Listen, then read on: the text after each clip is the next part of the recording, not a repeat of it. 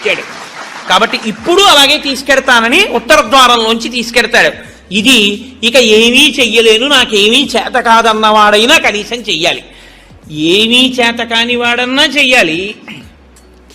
ఈశ్వరాన్ని నాకు ఏం చేతనైనని నేను అన్నీ చేసేస్తానని ఇది మాత్రం మానేస్తాను అన్నవాడన్నా చెయ్యాలి. అందుకే శివాలయంలో ఎందుకు ఉండదో తెలుసా అండి?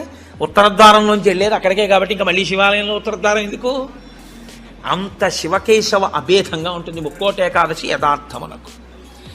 కాబట్టి ముక్కోటి ఏకాదశి తిథి, ఏకాదశి తిథి అంత గొప్పవై ఉంటాయి. అందుకని ఉత్తరద్వార ప్రవేశం చేస్తారు.